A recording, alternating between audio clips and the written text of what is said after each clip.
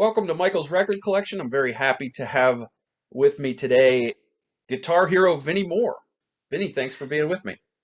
Thanks a lot, man. It's great to be talking to you. Appreciate it. I wanted to get a hold of you because one of the things that you've recently worked on, actually, I don't know how long ago you worked on this, is a new album out called Animals Reimagined. It's a Pink Floyd tribute, and you Hmm. played on Dogs with former Rainbow singer Graham Bonnet doing vocals, Utopia's Kasim Sultan, Jordan Rudess from Dream Theater, and the mighty Pat Mastelotto. How Hmm. did the musicians involved end up on this album?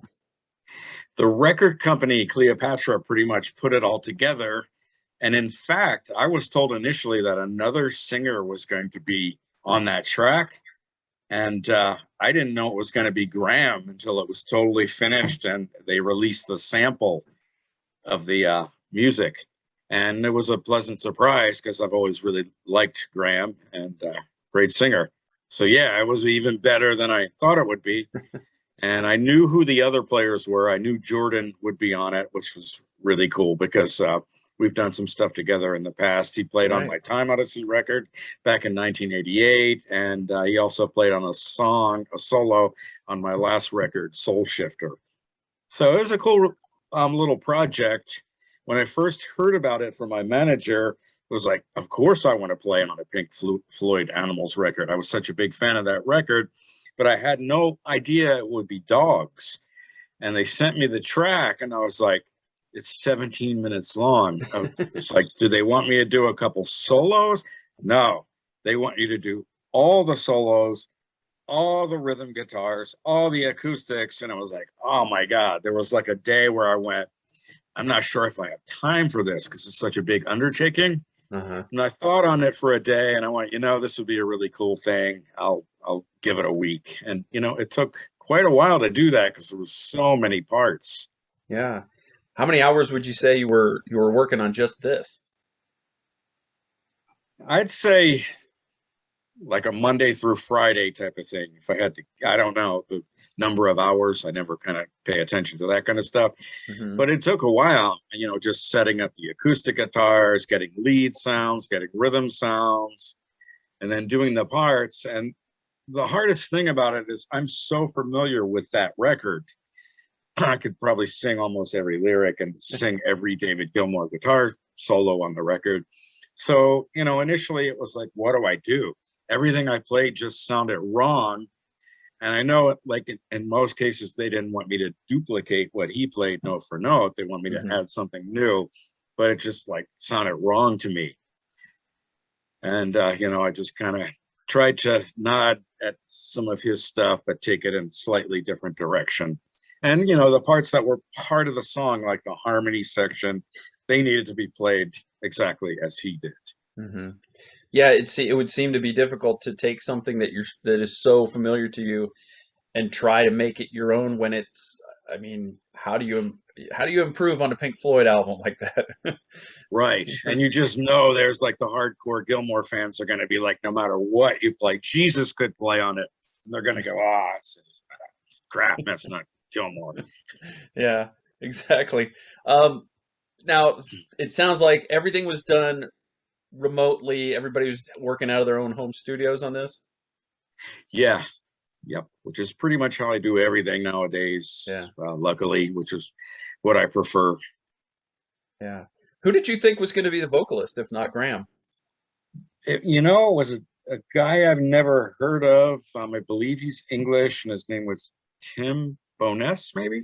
Okay, yeah, I know who it Okay. is. And I'm not actually familiar with him. So, Okay, when I said I was more excited that Graham did it was because I know Graham, I know his right. voice, and him. I should seek out some of his stuff and listen to it because I'm not actually familiar with him. Yeah, it's very interesting to me that they just picked the track for you rather than like letting you figure out which one you're most comfortable with.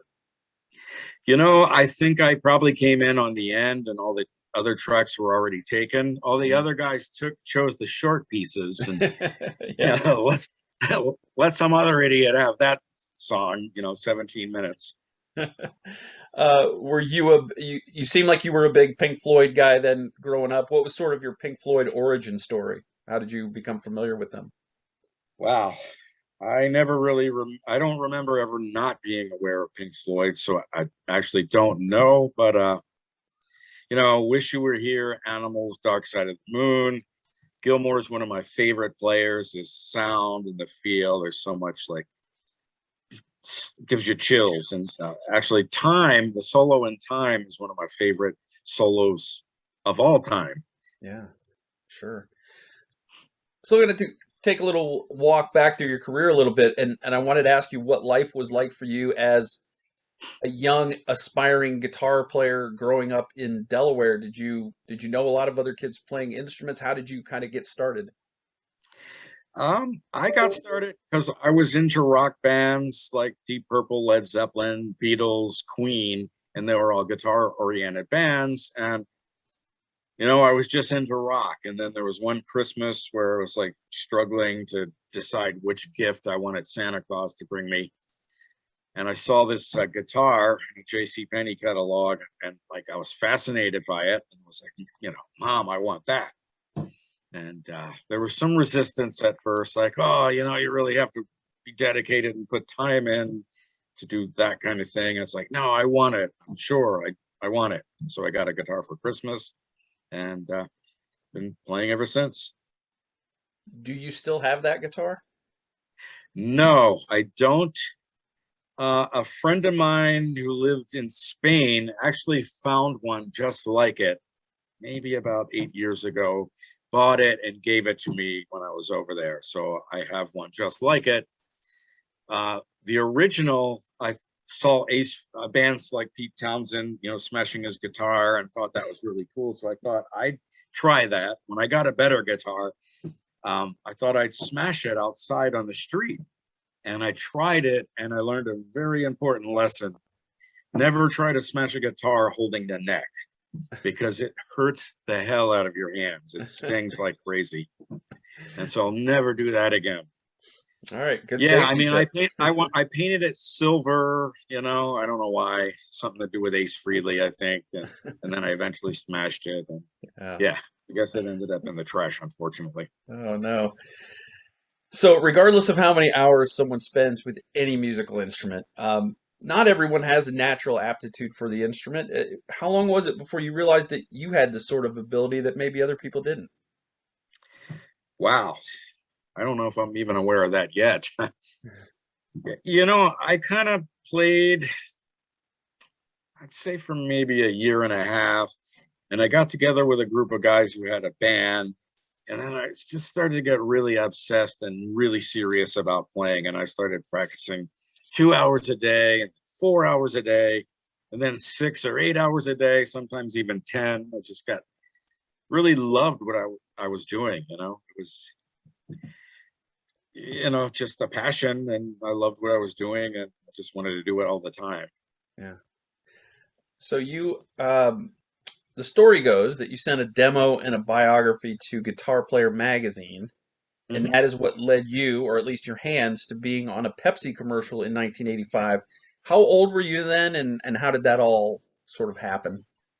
I believe I was 20 at that point, and yeah, there was a column that Mike Varney had in Guitar Player magazine called Spotlight for New Talent. I sent in my tape, and he gave me a really rave review, which I've always been very thankful for. And there was a production company in Los Angeles, and they were casting for a commercial, and they were trying to find people and having problems. They kind of wanted Eddie Van Halen to do it. I don't think he was probably not interested. I don't even know if they asked him or not, but they wanted someone, with his kind of vibe and a little bit of his look. And they were having trouble finding somebody. And for some reason, they saw me in that spotlight column and Guitar Player, got a hold of me, and I was on a plane to Los Angeles the next day. I had never even flown on a plane before. And so I was out there auditioning, and initially I was auditioning to be in the commercial as far as the video part of it, but that didn't quite work out because I was I was young, intimidated, very camera shy, just too shy. So I Hmm. ended up doing the music, but Derry Graham from the band Honeymoon Suite did the video part. Oh, okay. It was a great experience. I flew out twice for it, once to do the 60-second version and once to do the 30-second version. Hmm. Do you have a copy of it still at your house, like on tape or something? Yeah, I have the original tape, and plus I've made it into a video, and now it's on my YouTube page as well. Okay. So you mentioned Eddie Van Halen, and you know the emergence of Eddie obviously had a huge effect on the guitar community in general, and the '80s became known as the sort of the shred era. Everybody was shredding. How how competitive were guitarists in that time? I don't know. I probably know more than they are now. I mean, everybody wants to be recognized for what they do. Hmm. It's funny, I never really thought of Eddie as a shred guy. I mean, he was shredding, he was doing amazing stuff on guitar, but he was such a great songwriter. He had such a great feel and such a great groove rhythmically, a swing to his playing. He just like had the full package. And I think calling him merely just a shredder is almost, in a way, not an insult, but he's way more than that. Yeah, I think with And just Eruption, the everybody tried to just be that next, fast speed, and but still be melodic at the same time. Well, when that record came out, Van Halen 1, I had only been playing guitar for actually less than a year. I didn't even know how to play lead yet or even what a scale was. And I Hmm. heard that ending of it where he was doing the finger tapping. And in my mind, it was humanly impossible to play that fast or do that. So I thought he was using like an echo pedal and maybe playing two notes and it was adding a third or a fourth. And so he wasn't actually playing at all. And he was, of course, but I just thought he can't be doing that. It's crazy. Yeah. What was it like for you? How did you go on the Operation Rock and Roll tour with Alice Cooper's band? How did you meet Alice? How did that all come about? I was in the studio doing the Meltdown record, and I was like on Relativity Records, but also Epic. We're both involved, and I forget the details. But anyway, Alice was also on Epic, and so we kind of had the same A&R guy named Bob Hmm. Pfeiffer, and Alice was Alice was having guest guitar players on his record. It was the Hey Stupid record. He had Steve Vai, Satriani, Hmm. Slash, and I think some other ones. And so initially, Bob recommended me, "Hey, you should check out Vinnie." And they were hurt. They heard that we were in the studio doing the Meltdown record, and that things were going really good with the record, and a good band. So initially, it was just me going up to Bearsville Studios, driving up one night, and the next day playing on two songs, as a guest. And that Hmm. was pretty much it. But then a couple months later, I, got a call saying that he would like me to join the band and do the next tour for the Hey Stupid record. Hmm. And at the time, I was a little bit like apprehensive and reluctant because I was doing my record, it was just finished, and we had talked about doing at least 6 months of solo touring. And I'm like, well, if I go do the Alice thing, then I'm kind of abandoning my record. So at first I wasn't sure I wanted to do it, but then the longer I thought about it, as time went by a little, I thought, hey, this is going to be a really cool thing. I've Hmm. got to do it. So yeah, I joined the band and did the tour, and that's how it all came about, from me just having a guest spot on the record to being asked to do the tour. And then they asked Greg Smith, my bassist, to also join the band because they were looking for a bass player. Hmm. And yeah, so that's how that all happened. That's good. You had someone to go out with that you knew already, so that was Uh-huh. good. You mentioned some of the players on Hey Stupid, Slash, Satriani, Steve Vai, Mick Mars, and Nikki Sixx were on that. Were you ever physically ever all in the studio at the same time? No, when I went up to Bearsville, I mean, Alice was there, Steph Burns, who was his guitar player, permanent guitar player, and Peter Collins was producing. And Paul Northfield was engineering, and Paul actually went on to mix 2 of my records recently. So, yeah, no, none of the other players. I think some of the stuff was done in Los Angeles. Yeah. Did you play their parts faithfully on the tour, or did you kind of make it your own? How did that work? I always try to make it my own, unless it's called for, unless like, that's what Alice wants, or sometimes and it's the same thing with UFO. Like if one of their original songs has a part that I feel is just like such a big part of the song, then I have to do it. It's a part of the song. But the parts that were improvised, I'll improvise. Hmm. So it's a little bit of me deciding what I think is part of the song and what is more of a feel in the Hmm. moment kind of thing. Yeah. So the 2 songs that you did on Hey Stupid were Hurricane Years and Dirty Dreams. Did you contribute to any of the other songs, or was it just those 2? Just those 2, and we didn't do them live, which was like a bummer for me. I was hoping we'd kind of do one of them, but they weren't in the set. And also most of the stuff we did was Alice's older stuff, so Hmm. it was like Glenn Buxton's parts, and he's a real old school player, of course, and I'm not really, even though I'm really into that kind of thing. And it's Hmm. funny, I would be better at that gig now than I was then, because some more of my old school type of things came out over the years, and at that point I was just in a different frame of mind, a different player, a different musician. So he's doing like No More Mr. Nice Guy and I'm 18 and all that stuff. Exactly. Okay. Um, you've been with UFO since about 2003. How did you hook up with UFO, and what was it like to become a member of that band? It initially happened because we had a mutual friend who named Jerry Carrillo, who was my guitar tech at one point and also did sound for UFO. So he heard they were looking for a player and he recommended me.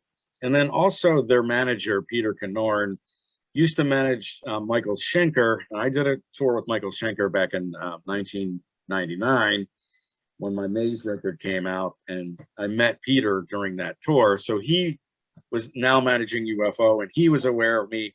Jerry suggested me. So it all, came about between the 2 of them. And I was asked to send uh, some of my music to Phil. And so I think I put like 11 of my songs on a CD, burned a CD for him and sent it. I didn't really think I'd hear much about it, honestly. And like 2 weeks later, I got a call saying Phil loved it and he wants you to join the band. And you've been there ever since. Yeah, there was no audition or anything like that. In fact, we didn't even like rehearse and do any shows. The very first thing was doing the You Are Here record. We met in the studio and started going over songs and recording. Is it difficult to keep the band thing going while you're also working on your solo career? Sometimes it's hard to juggle. Like I'll be in the studio recording some solo stuff and I want to finish it and I have to go out and do a tour. But now I would give anything to go out and do a tour. Yeah, it's crazy. But yeah, sometimes, it interferes. Things kind of get in the way of one another. But for the most part, I've got good at like picking the spots, With Yeah. UFO, it's not like a 10-month a year kind of thing. We tour in spurts, do a record, and there's always open time, and that's when I do my solo stuff. Yeah. It takes a lot of scheduling and a lot of organization, I guess. Right. Picking the right moments. Yeah. You had a big, what would I imagine was a huge honor for you in 2013. You got to perform with Peter Frampton on the Frampton Guitar Circus at Music Fest in Hmm. Pennsylvania. Had you met Peter before? How did you get on that particular show? I hadn't met him, and he was doing this guitar circus thing and having different players come up in different cities. And I don't know how he heard about me, but I got a call and I was like, "Are you kidding? I'd love to do that." And so it was all set. And then maybe like a week or 2 later, I was like, "Yeah, well, Peter needs to hear your songs to figure out, which ones to do live." And I'm like, "What? Like, wait a minute. He wants to do my songs? I thought I would just be doing covers or some of his songs. No, he learns your songs. It's like, oh my God, I was blown away by that. So I picked a couple songs. One of them was While My Guitar Gently Weeps, which I covered on the Time Odyssey record. And that was something they were already doing. So he had me sit on that one, in on that one as the encore. And we did Over My Head and Check It Out, which were my songs. Yeah, now as someone that grew up on guitar-based rock, I mean, it just must have been amazing to you to be on the same stage as an icon like Peter Frampton. Exactly. It was also very nerve-wracking, because you're out of your element, so to speak. I mean, when you're on tour doing solo shows or when I do shows with UFO, you're kind of used to it. Sure. But this was like outside the comfort zone, like, wow, I'm going to go play in front of his audience, who most of them probably haven't even heard of me. And they're going to be like, who's this guy? Yeah. But it went over really well. And I actually went to see him maybe a year or two after that. And he heard I was coming and asked me to bring my guitar and play again. So I ended up jamming with him again. That's great. Are you guys still in touch, or was it just like a couple of time thing? Every once in a while we text. Like I was trying to do some Talksbox stuff and couldn't quite get it good enough. And I jokingly mentioned it to him, and he gave me a tip that, in a text about Talkbox, which I thought was funny. Yeah, he would know. Yep, he's the guy. The most recent UFO album, the Salentino Cuts, is a covers album. It came out in 2017. Whose idea was it to do covers, and how did you pick the songs? It's a very eclectic mix. It was actually presented to us by the label, which was also Cleopatra Records, Mm-hmm. And they had this idea. I think initially they wanted UFO to redo old UFO songs, and Phil just wasn't into that. Like, Mm-hmm. he doesn't want to go back and re-record Lights Out or whatever, Only You Can Rock Me. So then they said, okay, well, what about a covers record? And he was a little on the fence about that, and the band started to think it was a good idea. So we kind of convinced him to a certain extent. And in the end, he was really into doing it, keen on doing it. But picking the songs was absolute torture, to be honest with you. And it took forever, and we'd be on the bus having a beer or two, driving overnight, and we'd come up with all these songs, and different people would be recommending different songs, and Phil would be like, oh yeah, that's a good one, and then like 2 days later, oh no, that's not good. So we could never get anywhere with choosing the songs. Yeah. And finally we managed to find whatever it was, 10 or 11 that he felt good about. Yeah. So it was the ideas kind of came from everyone, but kind of Phil had the yay or nay vote on them. Yeah, I mean, as the singer, Yeah, it's it's got to be in his range and all of that stuff. Right, he's got the front man and the range. And Lyrics. I mean, there was like somebody recommended a John Cougar song, and he listened to the lyrics, and he's like, I love the song, but as an Englishman, I can't really sing those lyrics and feel it, because I'm not. You just can't do it as an English guy. Yeah, I noticed. I mean, you guys did Paper on Fire, and he does change the way he arranges the vocals on that a little bit for the song, but it works. It works. That was a lot of fun doing that. Yeah. I mean, I didn't agree with all the song choices, but hey, that's being in a band. Yeah. Paul Raymond passed in 2019. That must have taken a lot out of the band. I know you have some dates scheduled for 2022 in Europe, but what is the status currently of UFO at the moment? Well, we were already out in the middle of the big farewell tour, and right after we did England, like 1 week later, man, got the message that Paul had passed, and man, he was so happy. We were really having some successful shows, good crowds, everything was going really well. I know he was very, very happy. And, it's kind of a shame that he had to kick off when things were going really well. But, and when I first heard it, I thought, okay, this is probably the end of the band. But then there started to be some talk pretty quickly about Neil Carter, who had played in the band before, stepping in. And which actually happened. I think he was with us for like a year. We did like a year's worth of shows, and then COVID hit. So we had all these gigs lined up that had to be pushed back a year, and then they were pushed back a year again. And so now we don't go out in, let's see, June, Europe Yeah. in 2022. So how is UFO viewed abroad as opposed to here in the US? Um, it seems to be the same to me everywhere. There's like a certain fan, they're all old. A lot of them actually are, but then you see some younger people and middle-aged people at the shows too. So Yeah. People bringing their kids to teach them about yeah, UFO, that kind of thing. exactly. A little bit of that, and then there's just some young fans there too, which is very surprising. Yeah. So we got a pretty wide demographic age-wise. Soul Shifter was your most recent solo album in 2019. When can we expect more new solo material from Vinnie Moore? Well, I'm almost finished right now. In fact, we're starting mixing tomorrow, so it won't be that long.